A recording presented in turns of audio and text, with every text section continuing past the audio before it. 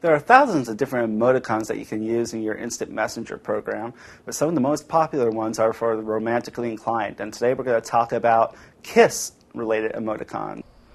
Romantic emoticons are some of the earliest to come around. For instance, colon, dash, and X is a kiss, and you'll see that the instant messaging programs of today will translate it into more of a graphical experience, and you can select even different variations. There's a different kind of smooch that you can send right off. And of course, friendship and happiness are also compatible emoticons. For instance, there's a hug, which is H surrounded by 3 parentheses. And a very embracing kind of emoticon conveys the feeling very well. And then sometimes you want to share a broad smile. In this case, it's a colon and a dash and a D.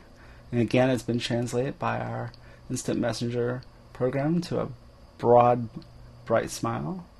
And here are the tears of joy, where you've got a colon and apostrophe, a dash, and a back parentheses. That one doesn't have a I am equivalent. We can look down the list, but we don't see anything that matches that. So there's still a use. But we found a nice winking one instead. It's not tears of joy. It's a little saucier, but it's great fun and fits in very well with the romantic emoticons.